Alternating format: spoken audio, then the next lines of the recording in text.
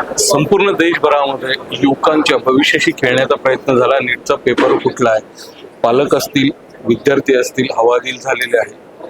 याच बाबत आज कोचिंग क्लासेस असोसिएशननी एक पत्रकार परिषद घेतली. जाणून घेऊया काय विषय होता. सर नमस्कार, आमच्या चॅनलमध्ये आपलं स्वागत आहे. सर काय विषय आहे नेमका? नमस्कार, प्राध्यापक doctor PM or coaching classes association अध्यक्ष. मागील आपण पाहता 1-1.5 महिन्यापासून महाराष्ट्रामध्ये गदारोळ आहे. जे लीक प्रकरण लीकचं जे आहे ते महाराष्ट्रात नाही तर देशभरामध्ये गाजते. पण याच्यामध्ये आमचं सांगणं हेच आहे, आजची पत्रकार परिषद त्याच्यासाठी आहे, जे यामध्ये दोषी असतील, केवळ महाराष्ट्रातील लोक यामध्ये दोषी नाहीत, तर देशभरातील जे जे लोक दोषी असतील यांना तात्काळ त्यांना कठोर शिक्षा होण्यासाठी सर्व तपासणी करून कठोर शिक्षा घडावी, जेणेकरून भविष्यामध्ये याचं धाडस कुणीही करणार नाही आणि जे लाखो विद्यार्थी आणि पालक यांचे जे स्वप्न आहे त्या स्वप्नावर पाणी फिरवण्याचं काम कोणी करू नये. सर पण याबाबत महाराष्ट्रातीलच काही मोजके नावं समोर येत आहे, कसं बघता याकडे? महाराष्ट्रातील जरी मोजके येत असतील समोर, पण त्यांची जी साखळी आहे त्यांना पुरवणारे महाराष्ट्राच्या बाहेरचे आहे याचा सुद्धा आपण विचार करावा. मग फक्त महाराष्ट्राकडे बघून चालणार नाही, तर महाराष्ट्रापर्यंत पोहोचवणारे कोण आहेत त्यांना सुद्धा दोषी पकडण्यात यावं. सर पण संपूर्ण भारतातील युवकांच्या भविष्याशी खेळण्याचा हा प्रकार झाला असं वाटत नाही? म्हणून तर आज आम्हाला रात्रंदिवस या गोष्टीचा म्हणजे डोळ्याला डोळा लागत नाही की ज्या विद्यार्थ्यांसाठी आपण रात्रंदिवस मेहनत पालक, विद्यार्थी आणि शिक्षक करतायत त्याच्यावर हे कुठेतरी पाणी फिरतंय. एकाच्या चुकीमुळे आपण सर्वांना चूक म्हणू शकत नाही किंवा दोषी म्हणू शकत नाही. आम्ही चुकीचं समर्थन करणार नाही. सर पण पालक आणि विद्यार्थ्यांमध्ये आता अशी भावना व्हायला लागली का कोचिंग क्लासेस वाले समांतर एज्युकेशन संस्था चालवतात, कसं वाटतंय, कसं बघता याकडे?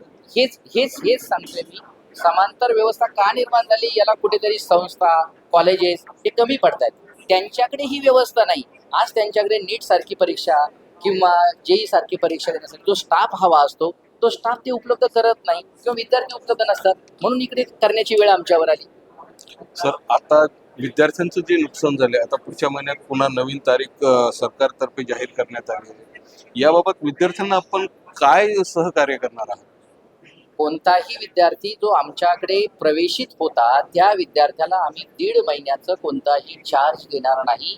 केवळ मी एकटाच नाही तर महाराष्ट्रातील जे संचालक ज्यांच्याकडे 11वी-12वीचे वर्ग चालत होते, ज्यांनी नीट आणि JEEची तयारी करणारे वर्ग होते, त्यांना CCAच्या वतीने आदेश दिलेला आहे, इथून पुढे 1.5 महिना प्रत्येक विद्यार्थ्याला निशुल्क शिकवावं, गरज पडल्यास खाण्यापिण्या राहण्यासाठी सुद्धा सहकार्य करावं. सर RCCचे सगळे कोचिंग क्लासेस आता सद्यस्थितीत बंद आहेत. RCCचे काही विद्यार्थी आहेत. आपण असोसिएशन आहे, आपलं असोसिएशन महाराष्ट्रभर चालत आहे. महाराष्ट्रभर जर असे विद्यार्थी आपल्याकडे आले तर आपण त्यांना सहकार्य करणार, त्यांना सामावून घेणार का? 100%.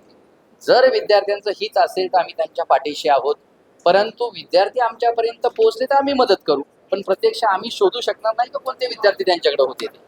सर विद्यार्थ्यांना आणि पालकांना काय आव्हान करणार? विद्यार्थ्यांना आणि पालकांना हेच आम्ही आवाहन करू, पैशाने स्वप्न विकत घेता येत नाही. खोट्या आकांक्षा आशा बाळगू नका. आपल्या विद्यार्थ्याची कॅपेबिलिटी ओळखा आणि ती स्वप्न बघा.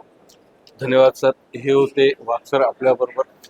सध्या भारतभर ज्या नेट प्रकरणामध्ये भारताचं नाव खराब झाले, कोचिंग क्लासेस असोसिएशननी त्यामध्ये उडी घेतली असून CCAने आज एक पत्रकार परिषद घेऊन सनी पुन्हा विद्यार्थ्यांना फ्री ऑफ चार्ज कोणतेही कास्ट न आकारता आम्ही त्यांना मदत करणार असल्याची ग्वाही दिलेली आहे.